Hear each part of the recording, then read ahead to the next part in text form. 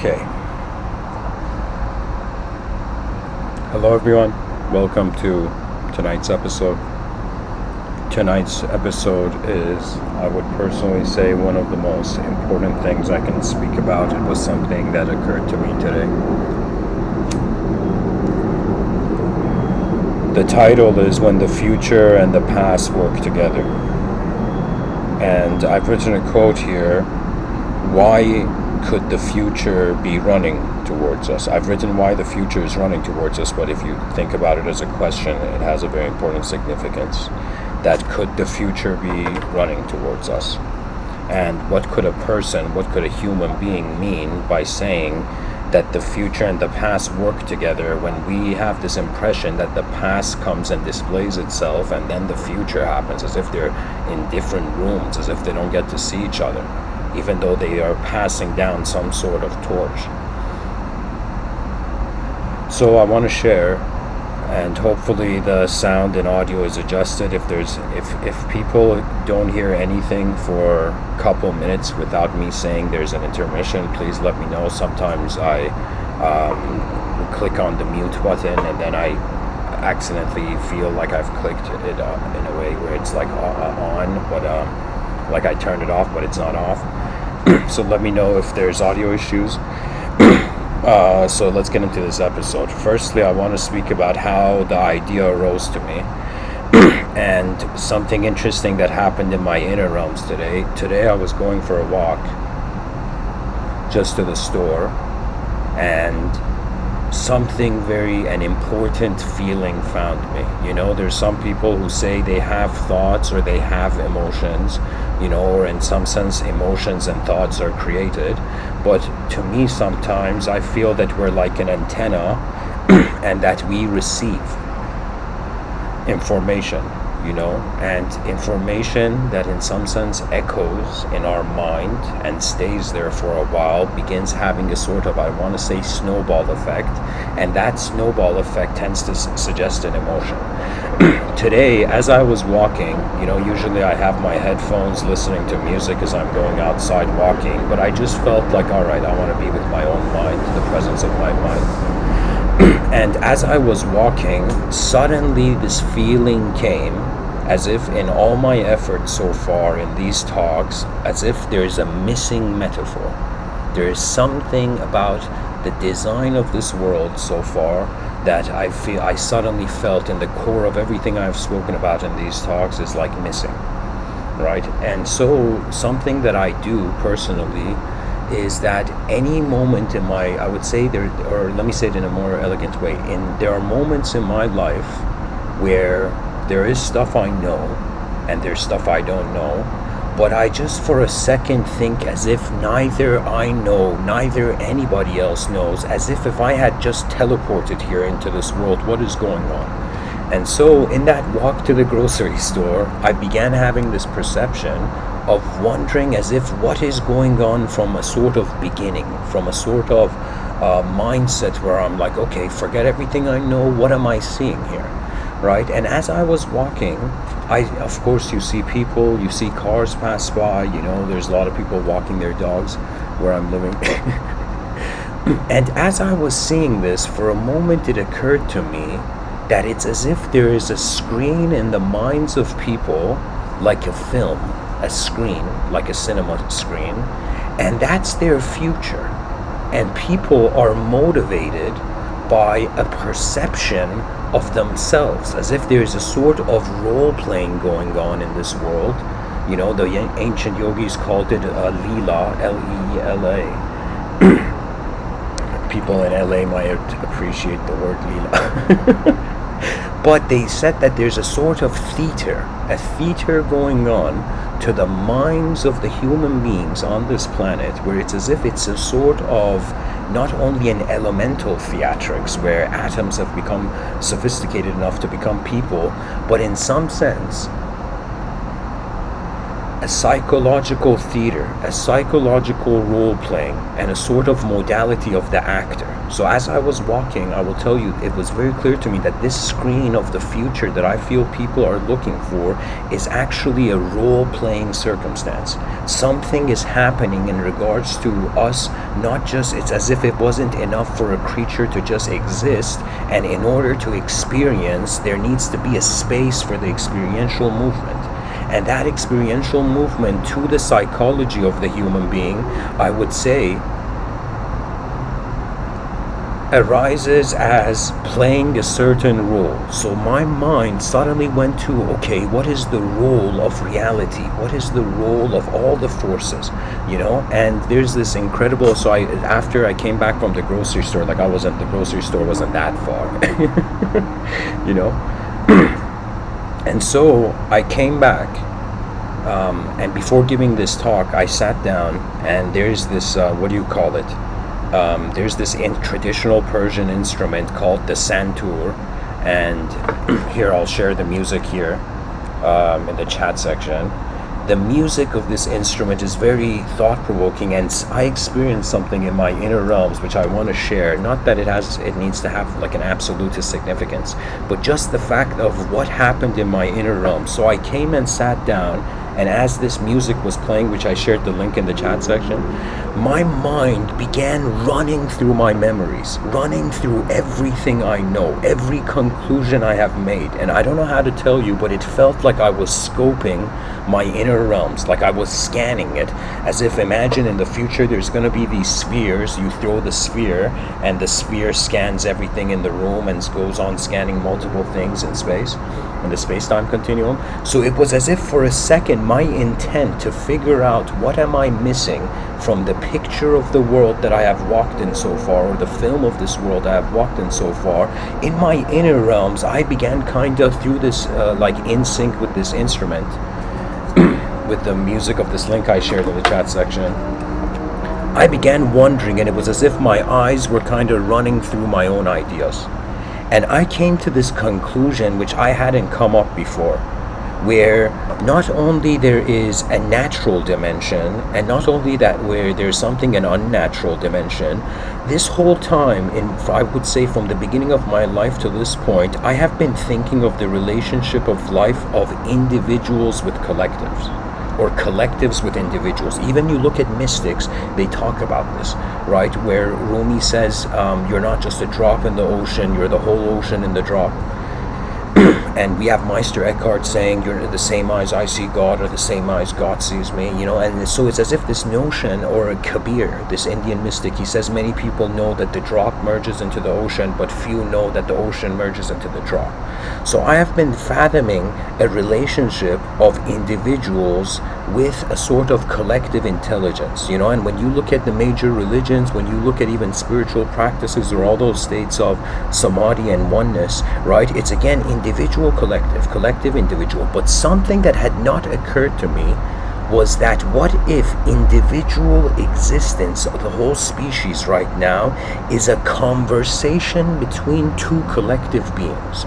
What if it is a communication of two collective beings which are not embodied as a shape, but they are sectors of space, right? So it would be metaphorically, it would be as if the Milky Way galaxy and the Andromeda galaxy talking to one another, and everything happening in solar systems and all that stuff inside being the conversation of the two, Now, the way I concluded here, I made some notes in case I don't forget the exact language that came to me. I've written here, so I wrote the title, "When the Future and the Past Work Together." I wrote why the future is running towards us. Then here is the difference. I've written natural collective. The natural collective has been attained. The unnatural collective, I've written here, will be attained. And so, and I've written one more thing here. I've written all individual life is the communication between two collective beings. The future collective being wants to become the disciple of the natural collective being, which I'm going to explain. So this is where I would share some points that other scholars have made. There's someone who I call him, Terence the Great, Terence McKenna. And Terence McKenna spoke about something very interesting that I think he's probably like one of the only people who said this on the planet. But he said something in the sense of, just like, for example, he said that plants created animals to relocate everywhere, to be able to move around. Then he said something where it's as if human beings are the intermediaries to a technological future. That means it's as if we are kind of not here to have the focus be the human being, but in some sense, strangely, the way civilization is going forth, it's as if the human being is, in some sense, it's as if like the universe wanted to create a technological reality and it's getting human beings to do it. That was the sort of idea that Terence McKenna was communicating. Now, in my own, from the terrace, from the ivory tower of my own eyes, where I look at this world, I started thinking about, okay, so it could be that what we think is this biological human being is temporary, or it could be that the natural existence of the human being is the main event. And through discussions and just brainstorming that recently I've had, my attention has come to this point where in the future, first of all, technology cannot be avoided. It is too ingrained. That means the internet happened too soon, in my opinion. But it happened. So now it's not like we can cry over spilled milk. It's something that's happening where human beings are not having a relationship with only a natural world, but they're having a relationship with an unnatural world. This means that there's going to be unnatural emotions. This means that in the future, I mean, this is hilarious, but it's as if there's going to be potentially maybe like 700 years in the future, like cyborg children. You know what I mean? It's like my mother was biological, my father was a robot, Now this is the future, I'm saying as a potential, right? But my whole point is that human beings and their relationship their consciousness started as that which appears as natural. But I mean, aside from the idea of the pulsating heartbeat, I would like the heart of the anatomy of the heart, but I would say it's like there is a role. It's as if it's part of the destiny of the human species to work with its own creation. That means it's like in the religious narrative, there was this idea that there is a God, and this God created human beings, and this God is inconceivable in the monotheistic traditions. Even in the polytheistic traditions of like Vedanta and whatnot, it's not that it all goes to one ultimate state, believe it or not. So really, truth is singular to most ancient ideological systems. Now, if there is this notion that there is a God, and this God created human beings, and this God has a relationship with the human beings in the sense of judgment, that means if anybody who sees a religious person from the Abrahamic traditions, religious people, in some sense, there's a fear of judgment, there's an awareness to sin, there's an awareness to the dualism which is attributed to the archetypes of the devil, the archetype of the fallen angel, and then there's in some sense the singularity which is attributed to the archetype of God, right? So it's as if duality is the creation of a singular creator, right? So it's as if the number one led to the number two. Do you see? So my whole point of saying this is that in some sense, the creator has a relationship with its creation, and so we are natural biological creators in 2021, and we have started internet and whatnot, and there's this whole there will 100% of the future be a cyberspace revolution. That means human beings are going to fight over, or they may just go sleep in cyberspace. They might get tired of natural biological living, so they may go in a sort of cyberspace hibernation in these special pods that preserves the biological body, even though the mind's being alive in cyberspace. But anyways, I'm saying that we are natural beings, and we have created something unnatural, which in some sense is like technology.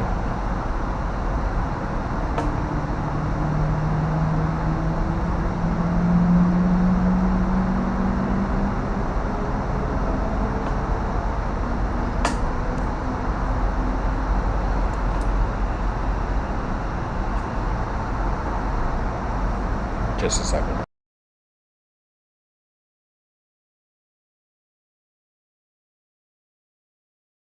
So in the future, we will have a relationship with our creation, our technological creation. Now, in the past, the ancient yogis, they came to this conclusion that in some sense, if a human being becomes silent and still enough, they will begin noticing the content of their mind moving as an event. But after they have watched that content of the mind, they will stop identifying with that observance, and so they will come into the conclusion that in some sense there is a universal field of intelligent activity, and all that the human being can do beyond thought is to abide by it. This realization that the ancients had is in some sense what I've written here: the natural collective has been attained. That means there has been a sort of collective experiential sense of being attained by individual biological individuals in the past. Now, what I feel is going to take place in the future is that there's going to arise, in some sense, an unnatural collective being. And so what that means is that it's as if dimensions, it's as if, like I'm saying, it's not just like people where the disciple-guru relationship from ancient times applies. It's in some sense dimensions, or you can say states of being that surpass individual notions of embodiment. So what it is that I feel the relationship of the future, the past was natural, the future may be unnatural. Now, if the future is unnatural, which I feel it cannot avoid it,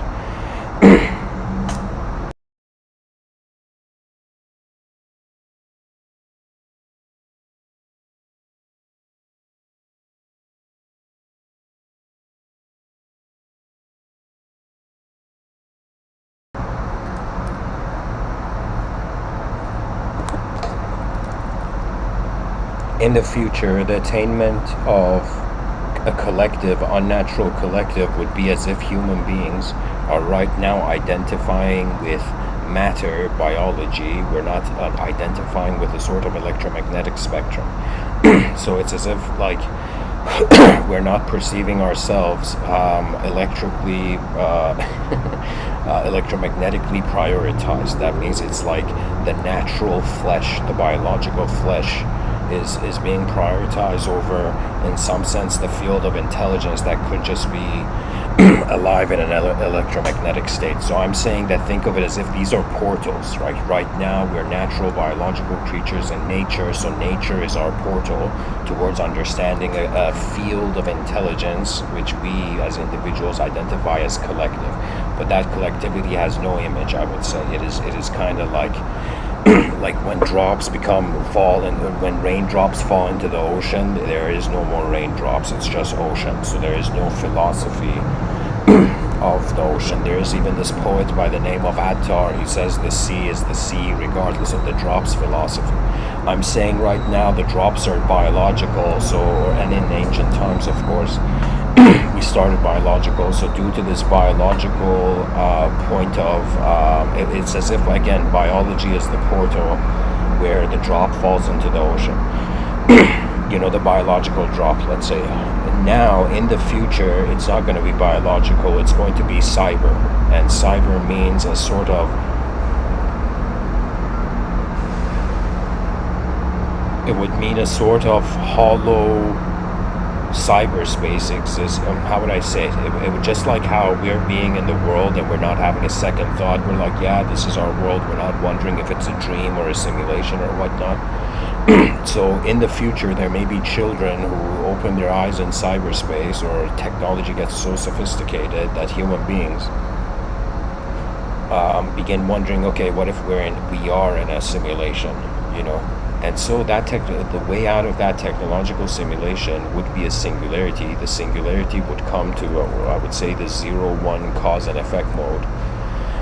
And that would mean, in some sense, there's space, then there's format, or there's form first, then there's space.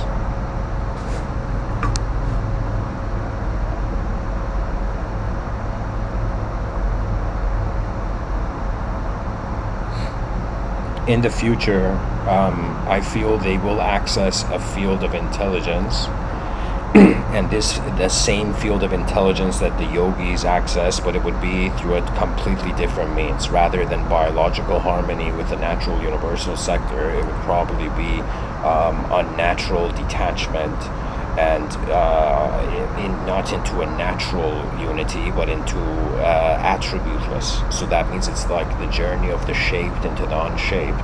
Right now we're biologically shaped, we're going towards the unshaped field, intelligent field of activity, let's say. And so in the future it would be technological. Now I have often pondered as if, like, when we look at the human being, we see like we're made of many different cells, right? So it's as if various different cells are all being us, being one person, right? So it could be that we don't realize it, but all of us are being the cells inside, per se, a universal organism. And the relationship this universal organism has with itself is not just limited to a body. It's as if the universal organism could potentially have a mind. If the universal organism has a mind, it means it has a relationship with itself. That means there's a relationship of the other with the self, and then there's a relationship of the self with the self. Swami Krishnananda says this incredible thing, this Swami from India, which I was privileged to actually somehow in a strange way go see the ashram where he was in, very synchronistically and coincidentally.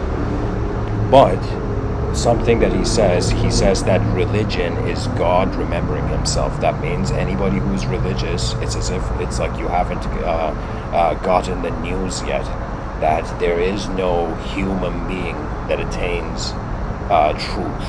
It's as if it's either truth in the room or it's not in the room. It's a sort of 0-1 modality, I would say. So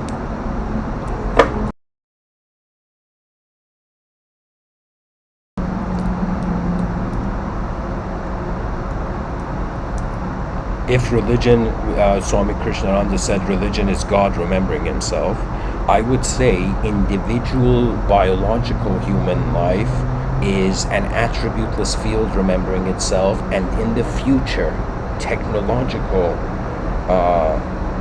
shaped life will in some sense also be going towards an attributeless remembrance. It could be that truth has nothing to do with the world.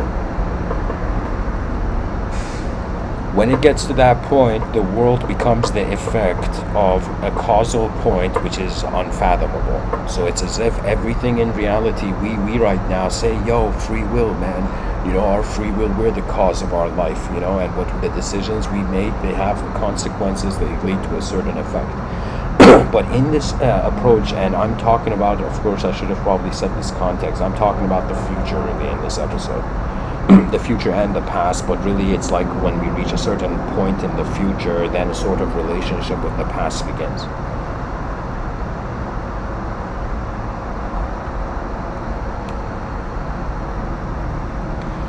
So when two human beings communicate, they are a bunch of cells being one individual, and the other, let's say person A and person B. They're biological. They are like, so the biological person A is talking to person B. Person A is a collection of cells which are active, and these collection of cells, as they communicate to let's say person A communicates to person B, all the cells in person B's reality that constitute person B are also communicating with person A. So it's as if it's not just when human beings are like communicating, I would say it's as if every cell of your body is communicating with the other person. You know, it's like all that constitutes the you that is physical, let's say biological, it's like it's communicating to that of the other, which is physical and biological. So when two people communicate, two individuals, it's kind of like an individual is being a collective being for all the cells in their body. So I'm kind of using this metaphor that right now all the natural biological human beings that are alive are like one let's say one natural collective being. In the future, where the cyberspace era dawns, where the cyberspace shows up, then that would be as if an unnatural collective being all those unnatural collective beings, right? So just like person A talking to person B, it's again all the cells of their dimensions. So now imagine person A is biological, person A is natural, person B is unnatural. And so this is where I've said, because the future just like wants to know its past, and if the past has attained some sort of remembrance of an attributeless field, it means the past sticks around, the future arrives new and has to remember the past. So this would imply that person B is going to become a disciple of person A. The unnatural collective being in the future is going to have, in some sense, a sort of reverence for the natural collective being that is here now.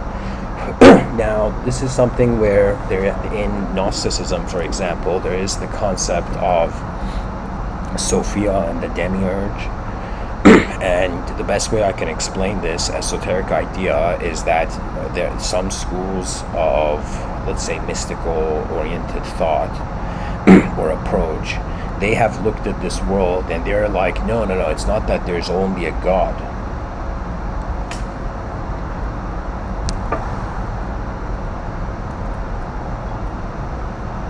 It's that if God was an administrator, let's say, of a server, there is also a moderator.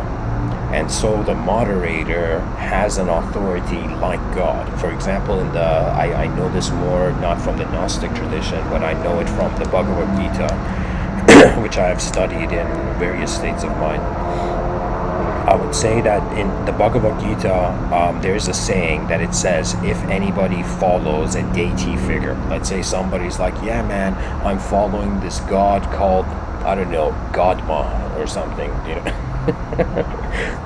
or God to the power, like God X2 or something, whatever. Like imagine somebody's following some sort of archetype, some sort of figure, right? Some sort of deity figure. That person in the Bhagavad Gita says it's as if you follow the moderator, you will still, because the moderator listens to the administrator, it has no choice. The moderator is like a member for the administrator, but it's like an administrator to all the other members of the server, right? So those who follow the moderator, they will end up going towards truth, but they're accessing it in an unauthorized way. This is literally said in the Srimad Bhagavatam, in the Bhagavad Gita. Now, I feel that when we're looking at civilization, I mean, if somebody was like, hey, Mr.Within, what other kinds of collective beings are here? I would say, for example, the concept of a nation is like a mini collective being, or the concept of a universe can be seen as one collective being, as if the cosmic being.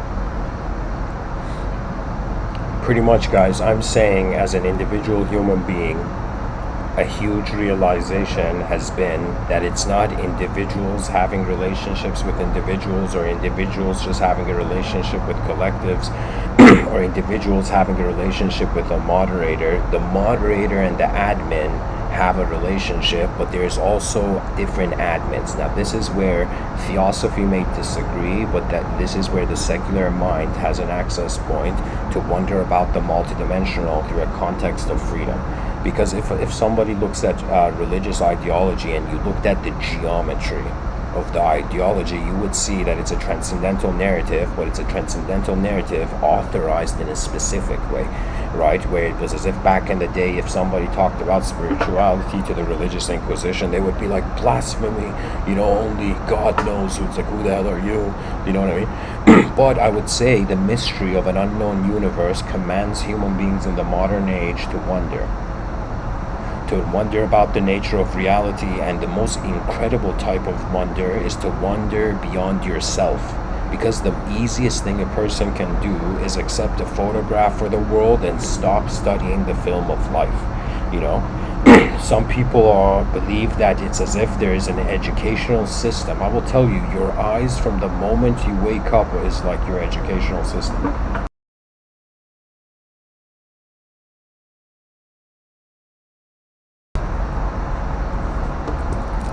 If there's a relationship between collective beings, and if we are considering that there's a natural, something I should share. Recently I shared this idea on Discord, that I got a vision of the future where in the future it could be that a civilization would be divided between unnatural and natural. And what that implies is that, imagine, like, I'll give the example not on Earth, because the geometry and the architecture is a bit difficult to explain, but I'll say, imagine the civilization got so advanced in the future, or here, let me say it like this.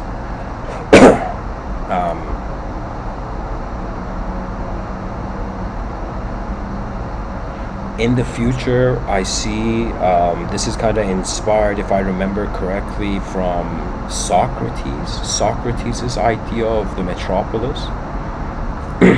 I'm not sure if it's Socrates or Plato. I think it's Socrates, but it was this idea of the metropolis, a sort of city that was like designed in the sense of concentric circles. So I envisioned this as a sort of sphere, and I wondered that right now in the world, what we see, for example, the governments of modern countries, we see, for example, there's the conservative, and then there's the liberal, for example, government in Canada, and in America it's like the Republican, the Democrat. You know, one is more focused on traditional values, which will go towards how nature was, and the other is paying attention more to the freedom of the future and what that could imply. Right? So this is again implying it's as if rather than there being two types of governmental systems for one world, I'm saying it's as if each governmental system is a world of its own. And so in the future, potentially, it could be in this, think of it as a concentric sphere, like an, excuse me.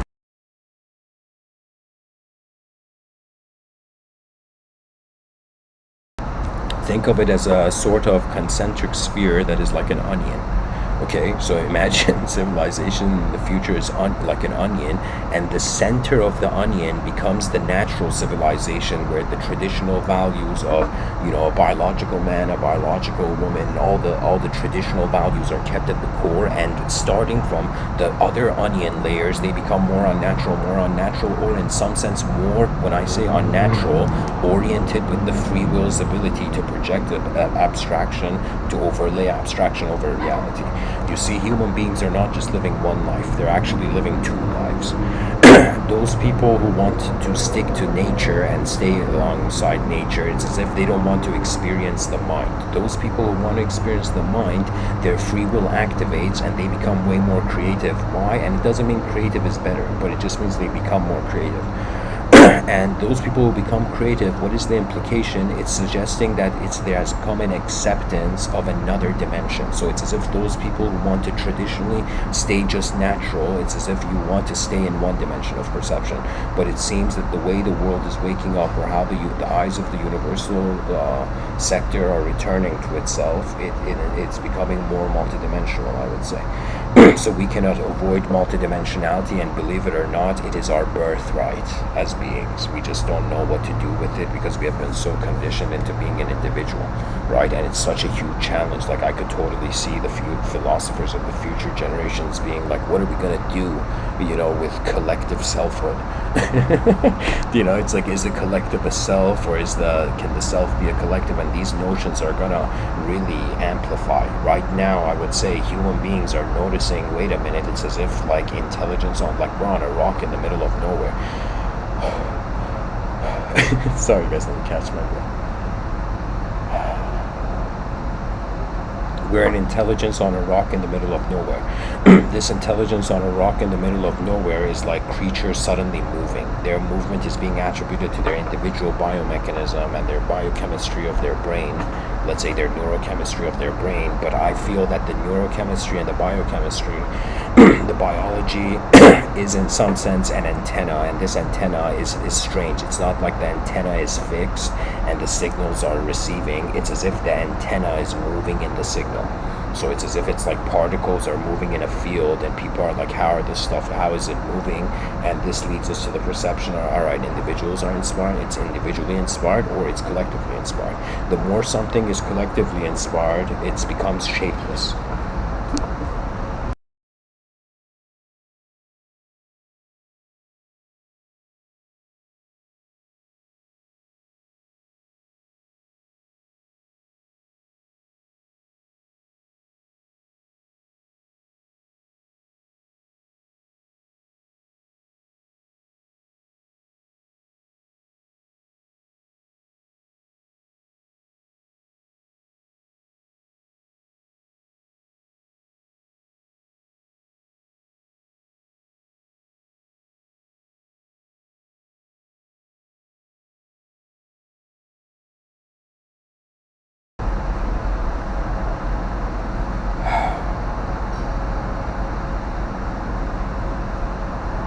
So the center of the onion civilization is natural, then unnatural spheres are there, and you can totally see those who want to live in the natural world, because the unnatural is going to become the majority and the natural is going to be the minority. The way that civilization is working, unless human beings have a completely newfound borderline divine appreciation for nature. That means unless somehow something fascinates us about the nature, the natural, more than the unnatural, then you can say that the unnatural, the karma of the unnatural will appear differently for the future generation.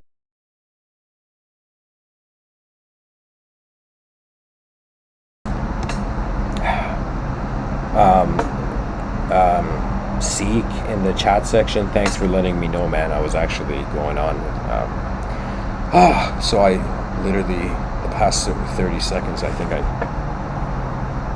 pretty much I was going back to this onion civilization. I was saying that in this onion civilization, the center of the onion is going to be natural, then there's going to be unnatural spheres.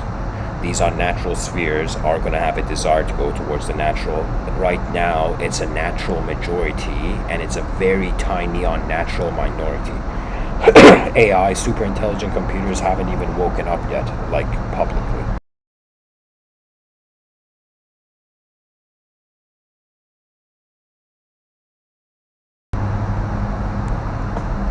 But in the future, it may be natural minority and an unnatural majority, and the way the intelligent, the smart, I would say the street smart designers of the future, the advanced communicators and the pilots, they will preserve the natural. Okay, and let me tell you why that's important. Because the moment right now we think that we're just biological beings and it's just nature, but I'm telling you, the mind is not an object, and what we consider to be natural is actually objective. So the mind is actually surpassing nature somehow. It's like beyond it. Because I'm considering it to be a field.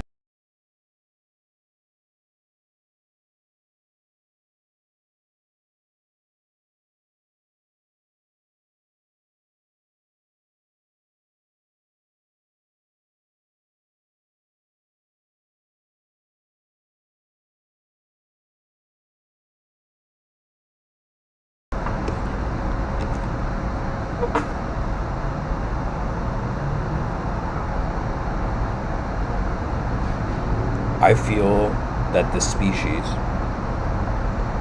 is through the path of knowledge, or as the yogis would say, Raja Yoga.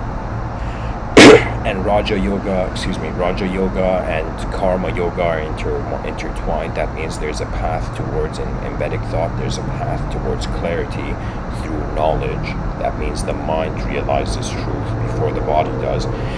And then there's a path of Karma Yoga where the body realizes, in some sense, the truth before the mind. That means it's more like rather than an inner realm movement, it's like an outer realm movement that leads to the insight of the field.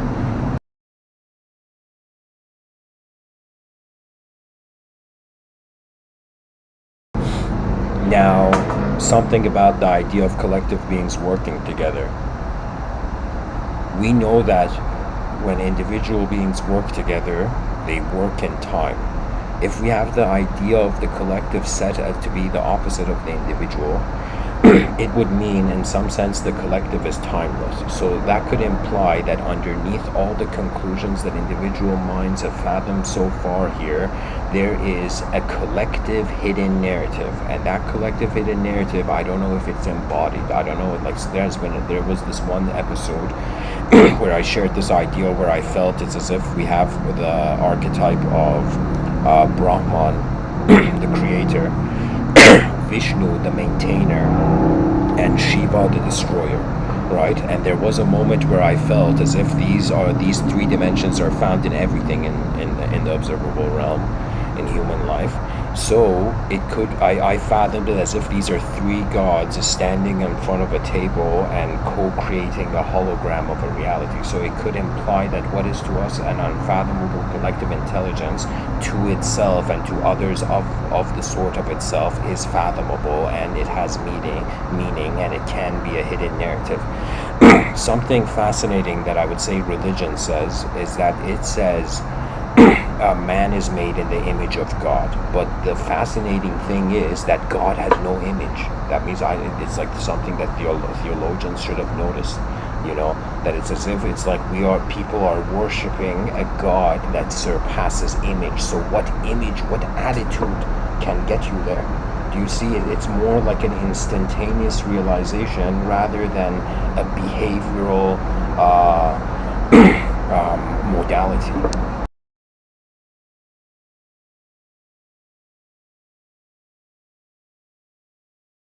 So it could imply that what we are considering to be human and to be originated from the human dimension is its geometry is way more transcendental than we think. That means the fact that there is limbs. That means this is one of my biggest fascinations when it comes to evolutionary biology, where I was like, wait a minute, what in this universe of just energy? Think of as if if you taken the notion from the context of the Big Bang Theory, it was as if a pool of potential energy, and then this cooled down.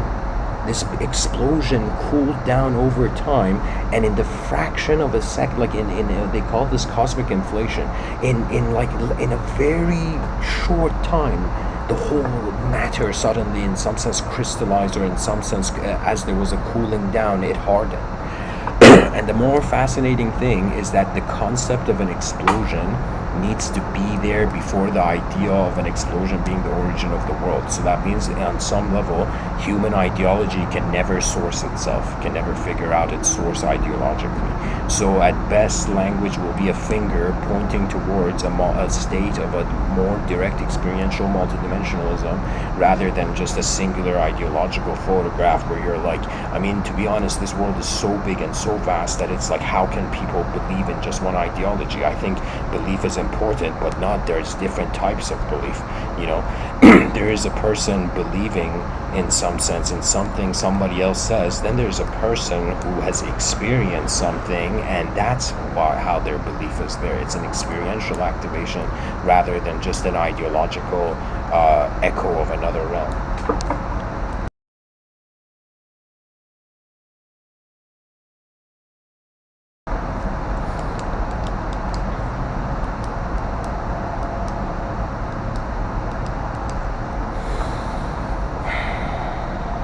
The relationship of collective beings could be communication, and communication has points where it's going from.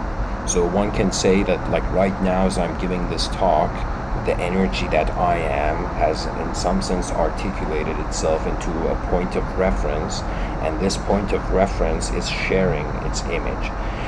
There's an idea that recently I learned, and the idea is in the domain of genetics, and how there is a sort of vertical and horizontal classification. as if when we look at, for example, vertical genetics, it's like there is less, how would I say?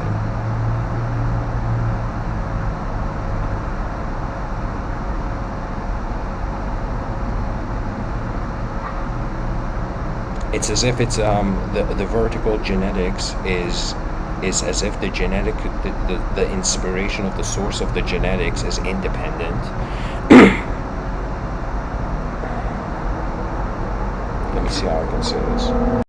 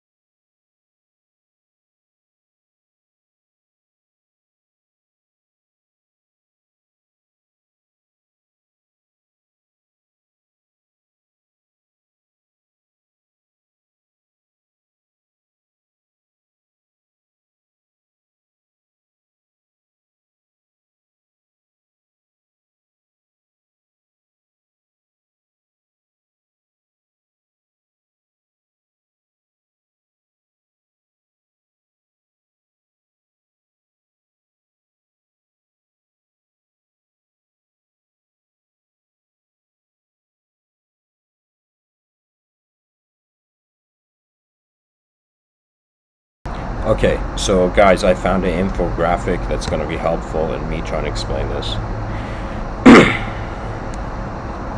So if you look at this picture I've posted here, there's the notion of vertical gene transfer and horizontal gene transfer. There is one where it's kind of set, then there's one that gets influenced by the outer, you know. So an example of this would be, it's like the vertical gene transfer is how people are like right now. A horizontal gene transfer would be as if you see somebody you see, like, for example, somebody has like I don't know, let's say like somebody has red hair, they see somebody with blonde hair, and suddenly it's like their genetics gonna change and alter, like the Transformer movie. Like the Transformers, where it becomes like suddenly they can have blonde hair, or the other person can choose to have like dark hair, or like whatever kind of hair, right? So, or it's not just the hair, it's just the genetics. And if we think about this in some sense, it is another way where genetically would be the death of individualism. Or the death of the attributes that consist of the individual. If your attributes, if the genes can change all the time, we would kind of be like sandstorms. Everybody's consciousness would not be a singular biological body. I would think, like, I'm trying visualizing it as if like a person suddenly becomes like a sandstorm who navigates and moves towards somewhere else, and the sand all come together to come to take the shape of the person, you know.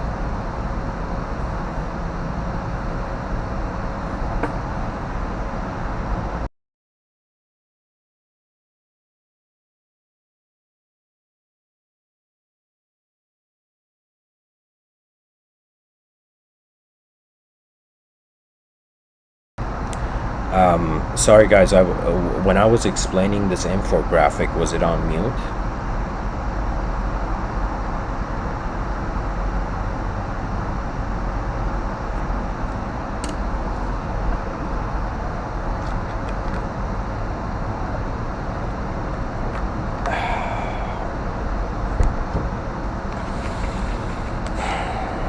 Anyway, so I'll just go forth.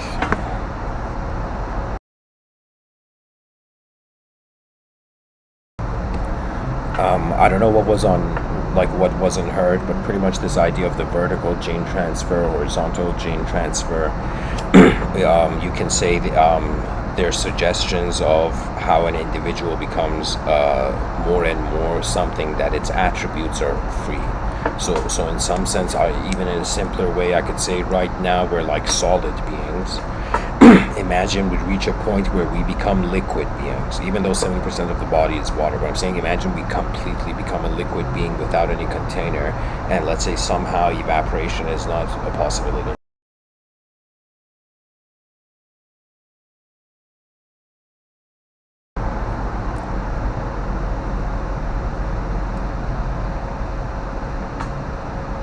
So if we become liquid, there would be no longer, like, just like how arbitrary our sense of subjective identity can be. For example, a person says I'm a good person, or somebody says I'm a bad person. Like these are like any moment they can change. It's like in the inner realms, in the space of the mind, there's instantaneous abilities to shift, because where the attention goes, the reality hardens or solidifies, or the attention is zooming on a single point to attain that identity or to become that.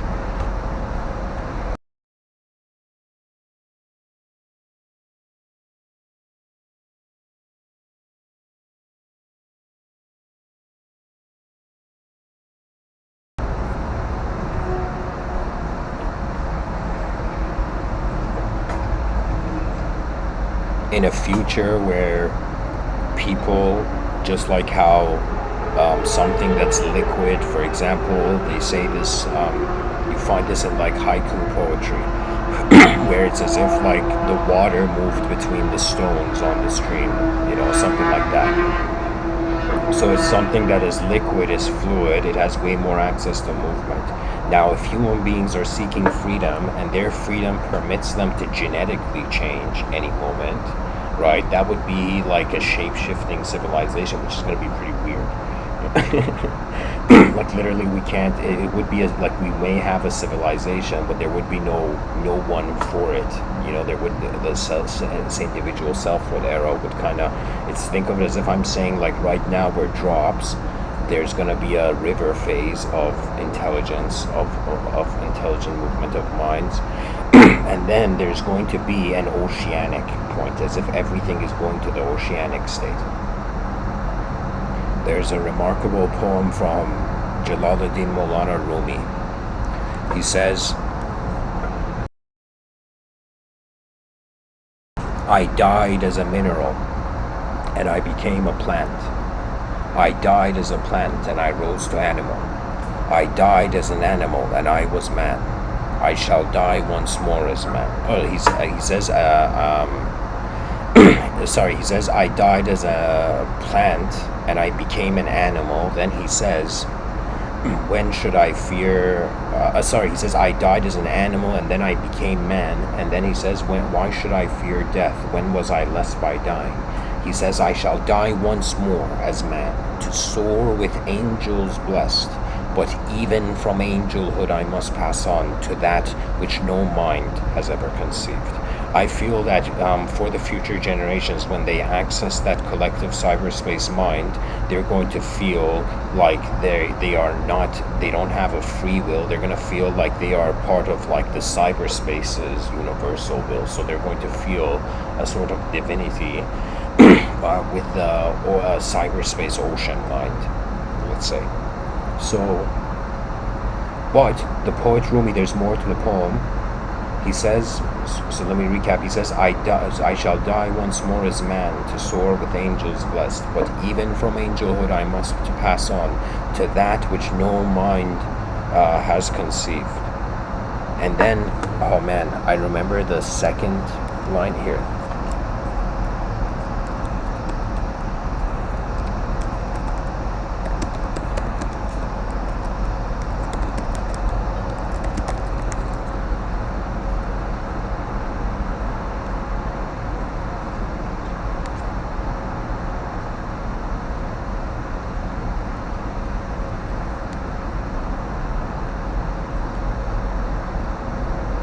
There we go. So here's the full poem. He says,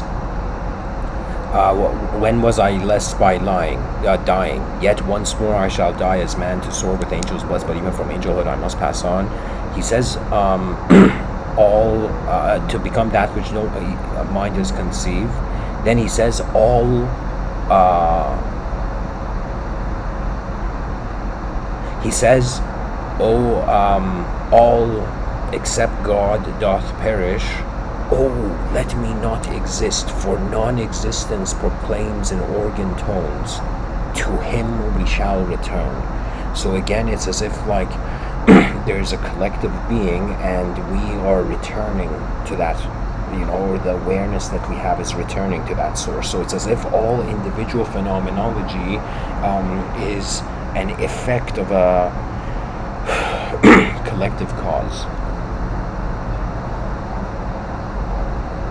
So pretty much I'm saying, in the future, when the species goes beyond the language threshold and surpasses the river phase of consciousness, we will become a truth that has nowhere to go.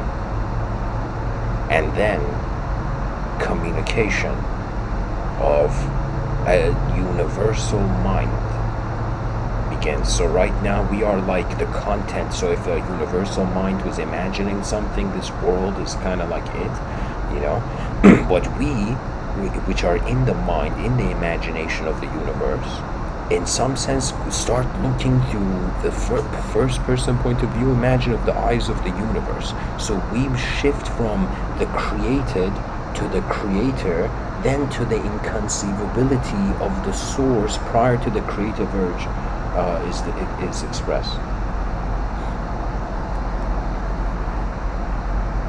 Please tell me this isn't on mute. Okay. So anyways, the world is contained in mystery. It is contained in the unknown. And language is, believe it or not, just a means to, it's just an Iron Man suit. But that which is inside the Iron Man suit is not the Iron Man suit. Tony Stark was a biological being. The Iron Man suit was a technological. Let's say Jarvis was activating it like it was a technological entity.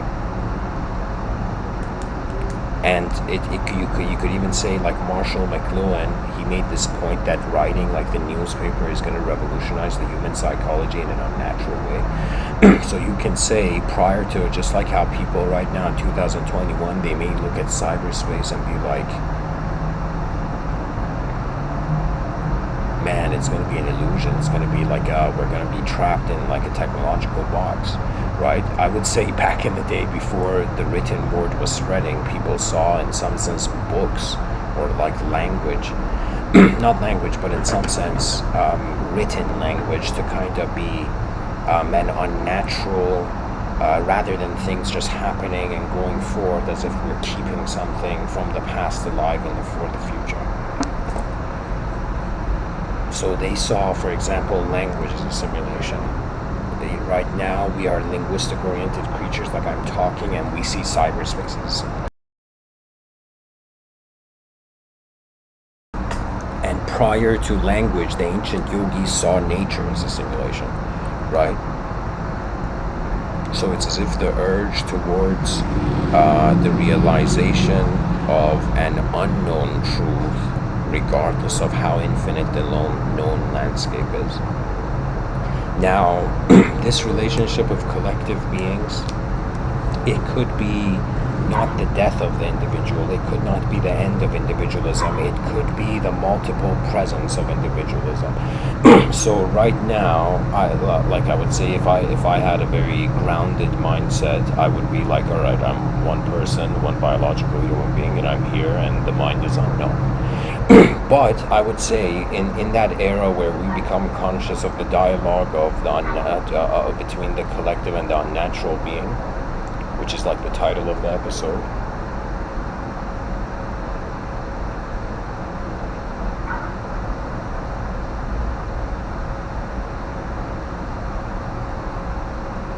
that dialogue could suggest multi-presence in the sense where, like, imagine, just like how I can see I'm one person in that experiences multiple states of mind, the person can perceive as if they are multiple beings in one state, or there are multiple rather than one self in multiple worlds, it's like multiple selves in one world. The more we go towards the collectivity of the future, I feel that's what its implication would be. So it's going to be a shift, maybe a round circle from how we're experiencing life now. Sorry, not round circle, a 180. Also, something that comes to my mind is that I have been fascinated by theological dimensions in Christianity, and it was inspired actually from a scene I saw from Passion of the Christ, where Christ was on the cross and he's saying, like, forgive them for they do not know, as if the messed up event that was happening to him, he's shouting to, it's as if he's talking to God in that moment. Now, in that instant, when I saw that image, and I was thinking from the depth of wondering about the depth of the theological, through a theological context, I came to this conclusion that if the future is collective, Christ was not speaking to the people who were alive then when he said, forgive them for they do not know. He was speaking to the future. So this may sound strange, but I may be like this, and I don't mean this in any disrespectful way, just from metaphysical wonder and curiosity I'm saying this, that I felt that Christ was a time traveler, but the future was not individual, it was collective. And so his words were in some sense towards the collective way. And so the relationship of man with nature, all those people who love nature, right? It's like, what do you love about it, right? You love being present with it as it is being present. I have had very blessed walks in nature, and there's times where I walk alone in nature, and when I walk alone in nature, I forget about my ego, my identity, who I am, who I will be. And it's like I'm living inside the imagination of the universe that is manifest. And so it's like when I walk with nature from my attention, like I would say you're a person who's, think of it like so many people consider themselves an empath. It's like when you go into nature, you're empathizing with the Gaian emotion, the emotions of the planet, imagine.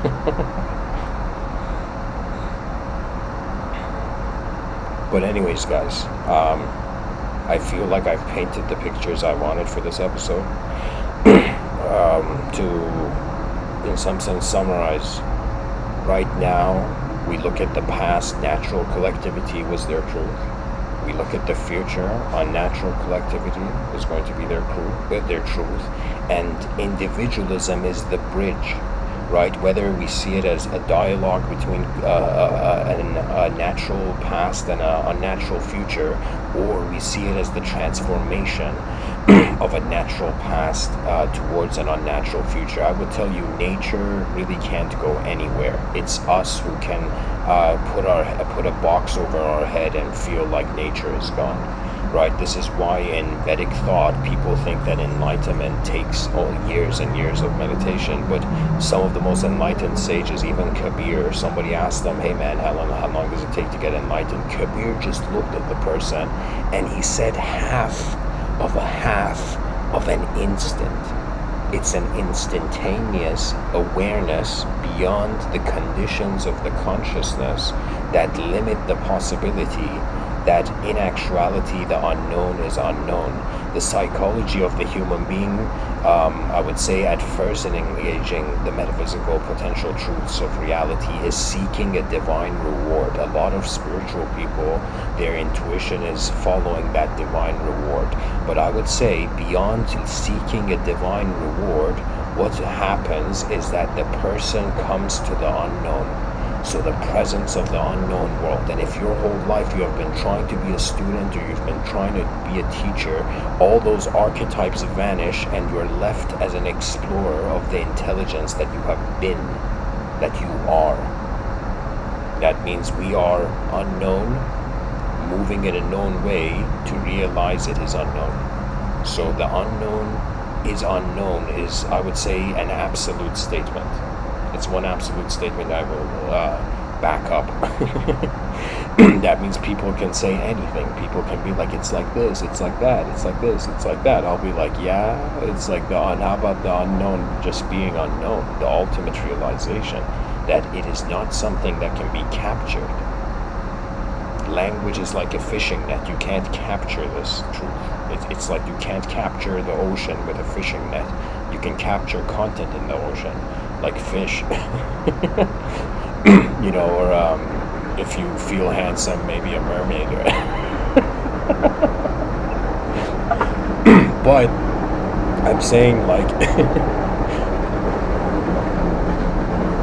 my whole point is that from known stability and safety, or that the past is assuring us, we're coming to the future unknown, and the world, this bridge between, or this think of it, I see it as a dialogue, but you can say this bridge from the natural collective being towards the unnatural collective being in the future, in the domains of that individualism. Those who realize the unknown, it's as if those are the silent parts of the conversation between these two collective beings.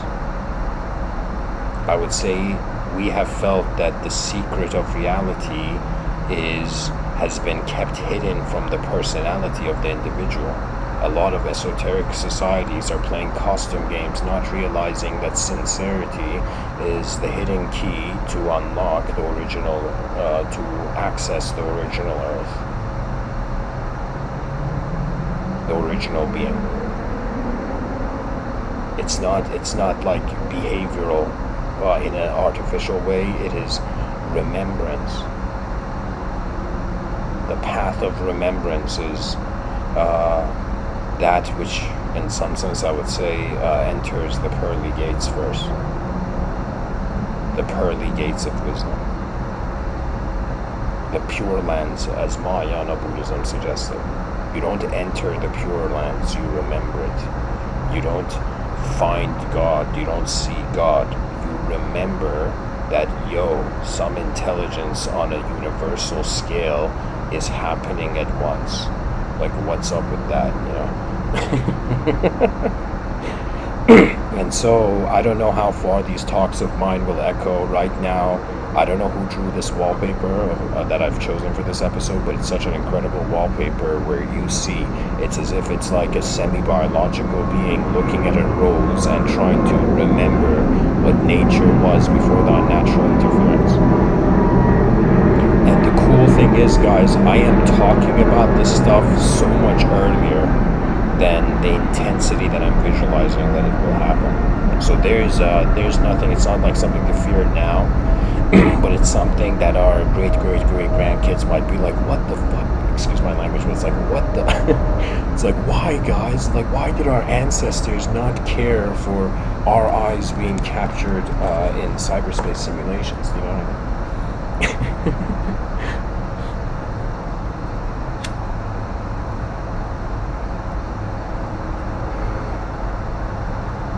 Now, alongside this, these are three dimensions. I've written a science fiction novel where I've given myself in that science fiction novel complete freedom to play around with archetypes.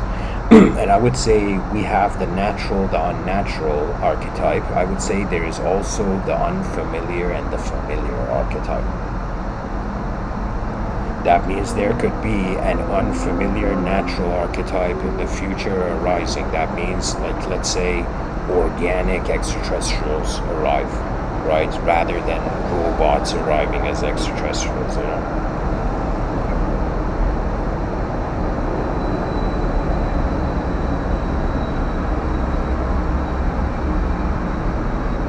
And pretty much, guys, I mean, I've reached the end of the episode. The big thing that I had understood was to say that my whole life I was thinking individual, collective, collective, individual. It's collective, collective. The individual is the discussion between the discourse of worlds, the dialogue of worlds or dimensions, you know. So it could be that when Rumi, in that poetry I shared earlier, where he says all but God doth perish, he means that all the beings in the dimension return to the dimension. The dimension is alive. So in the future, there's going to appear, I would say, a completely different esoteric. I shouldn't say esoteric or exoteric. I would say it's like there's going to just appear a new relationship with nature that transcends objectivity and subjectivity, and most likely it will be of a revelatory nature, in the sense of right now it's as if we know some things and then we go and explore and try to get information, and then something new is revealed and our perception updates. In the future it may completely flip. Right now we're known creatures wondering about the unknown. In the future we may realize that the unknown is trying to be known rather than the known trying to be unknown. And there is something in that kind of is a clue to this in Sufi thought. It's called Hadith Qudsi. And Hadith Qudsi, I don't know how to spell it, to be honest. Qudsi. But this hadith, this saying, these sentences, they say that God created the world. God was unknown, and God created the world to know itself, to become known. So it's as if the unknown had a desire to become known, right? And so the creator desired the known creation. Now the known creation is desiring the unknown creator. For me, a part of me is very old school, and I love nature. That means if in that future potential onion civilization where the center of the sphere is natural and all the other sectors of civilization unnaturally, like other onion layers, I would probably walk towards the center and try to live in the center. But I would say one has to put emotions aside and have a realism with the design and the geometry of how the world is moving. What that means is, like, for example, I've seen in, I don't know if it was a movie or something, but it was like you can totally see this in human psychology. I'll give you an example. A child comes home from school, and the child is usually cheerful or something.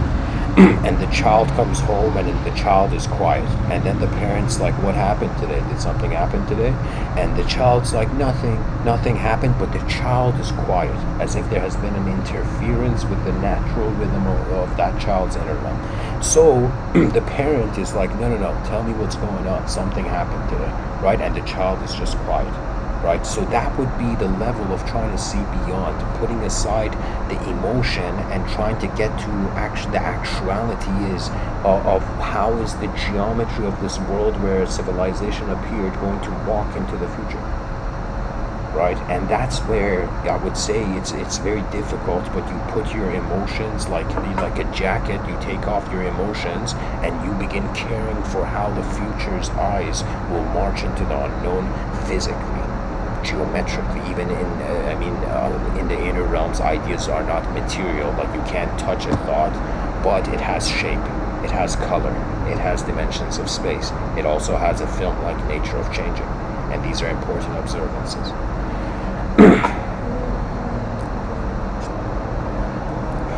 I have, aside from giving these talks, I would say made my own sort of prayers of my universal self.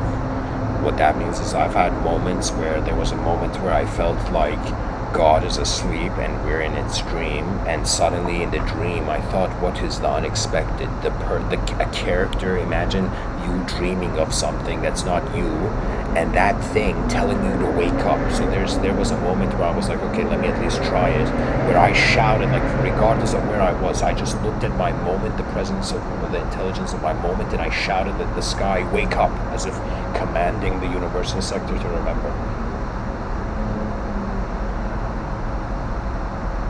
Truth, as language's hollowness is becoming observed, is going to become like art, where novelty is like a clue. It's as if it's like the unconditional. It's as if something that doesn't change is change.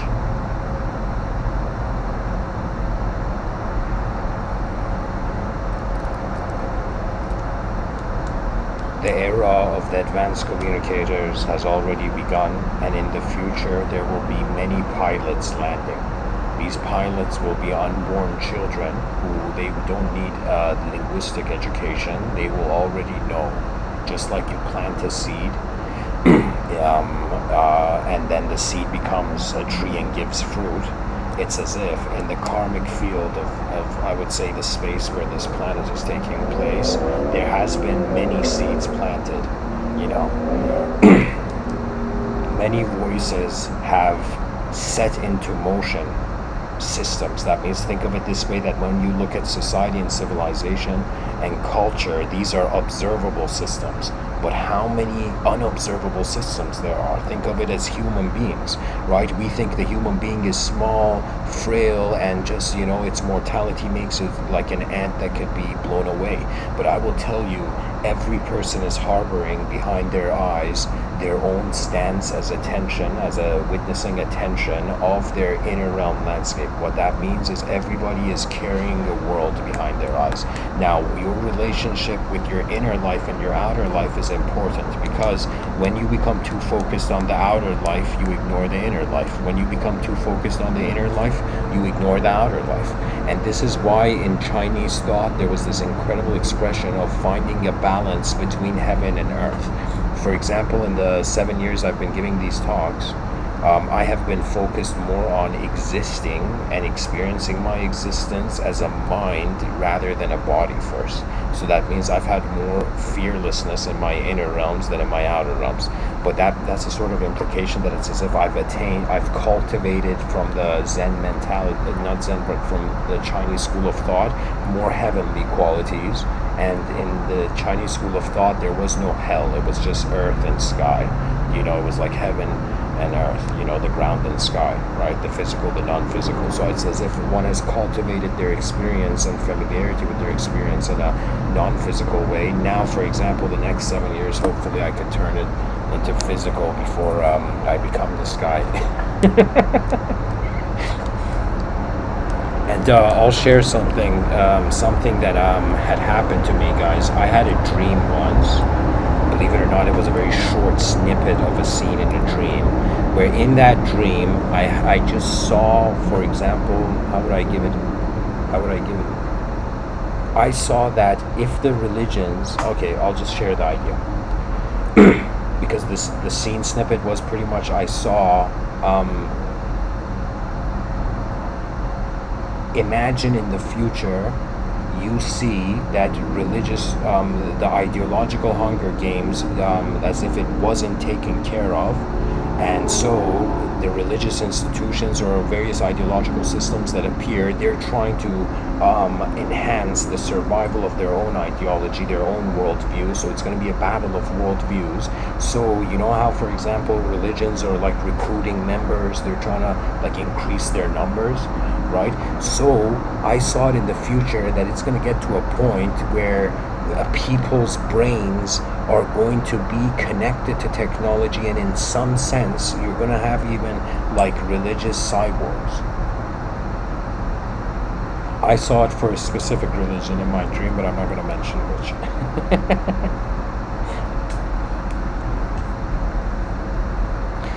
Anyways, guys, thanks for listening, and may we all care not for only our past and how it happened, but care for how the future will happen. You know, in the past, I'm going to share a few more ideas actually. In the past, if we look at it,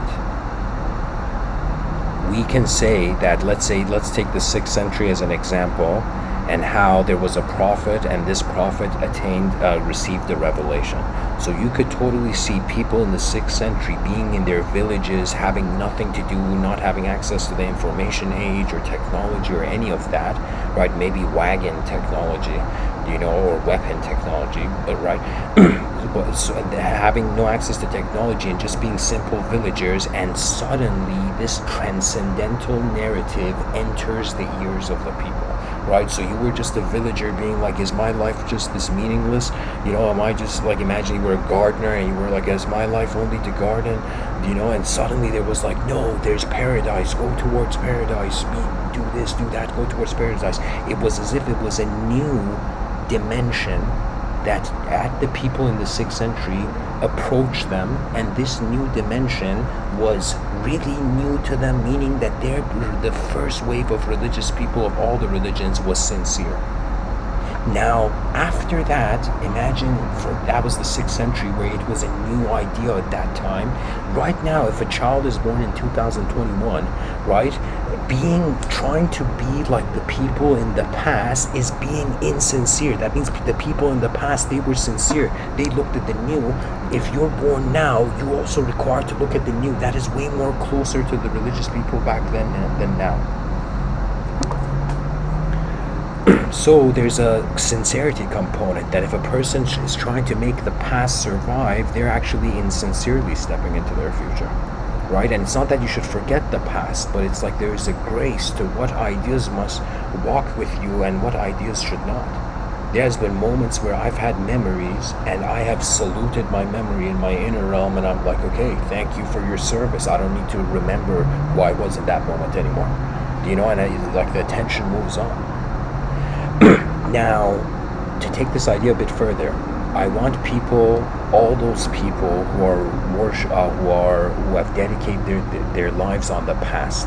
They're like worshiping the past, their ancestors. Okay, not that there's anything wrong, but I just want to share a thought experiment here, share an idea. Imagine somehow, some next level time traveler came, and he's like, I'm going to give the people in 2021 a lesson, right? And this time traveler somehow went, and all the people who are alive now brought back their ancestors from a very far period in history. And all the ancestors were alive now. Those ancestors would not permit us our freedom. That means if the people in the 6th century were alive now, all the religious people who are trying to be like how they were, in some sense, will not be permitted. It's as if they are committing sins of another level. Do you see? So what I'm trying to say is that if the past was suddenly animated and all our ancestors were here, they would not give us freedom, right? I'm telling you, they won't, because the world has become so different that how can they accept it? And the inability to accept a changing world is when a photograph becomes you, and then life goes on, but your attention in your inner realms is just stuck in a shape. I shouldn't say stuck on a shape. I should say is that imagine you're given this imagine like a Ferrari. This brain, this intelligence that we're is like a Ferrari, but imagine you're just driving it at 10 miles per hour. It's as if, sure, you can do it, but you can also advance, right? And I feel that's the beautiful thing of being alive right now, that we don't know what is going on. We are in the pioneering phase of, in some sense, all that will become the meanings of the future. And so there will be a class of human beings, which I've called them the advanced communicators, where they will become those who become multidimensionally free in society. And when they become multidimensionally free, it means a sort of mastery of an ability to realize that attention is free from its content. The attention is not the content. That means the words that I'm saying is not who I am. The cause is observing timelessly its effect in time. And so when the future and the past work together,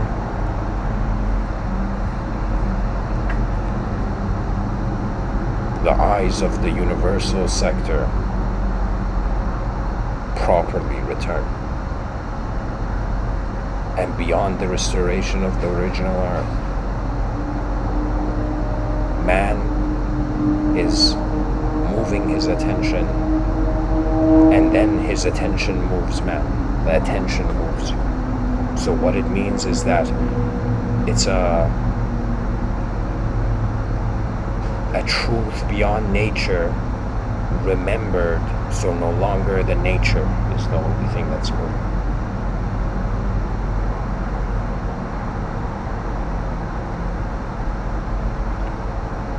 There's an unconditional freedom. This unconditional freedom, it's very hard to say that it has identity. Like it will have an identity when it remembers that.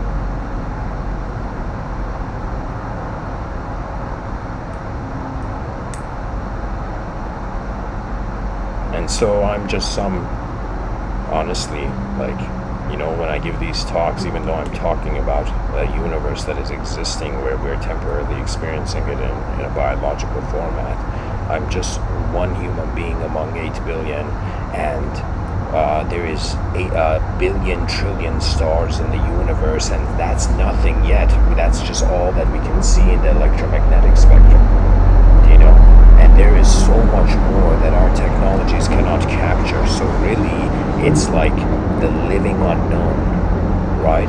And so the living known is remembering that. Anyways, guys, thanks for listening. I hope this episode was helpful. And if you fear the future, don't, because the future has not feared you. The future is running towards us as if time has already given the command. Thanks for listening, and I will be on Discord because this was a very interesting episode. I'll be on Discord if anybody has questions about it or wants to talk about it.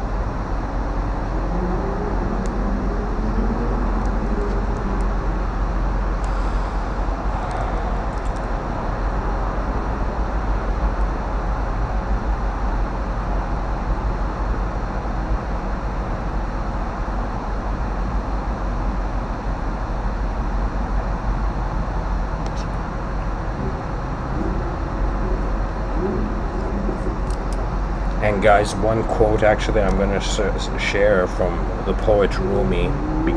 I feel this it would enhance this episode. He says, "I searched for God and found only myself. I searched for myself and found only God." All those people seeking their true self, their real self, even in the New Age community, their higher self, it's as if you are returning to the collective. Because where else can eyes go? They either do things separately, individually, or they are collectively being.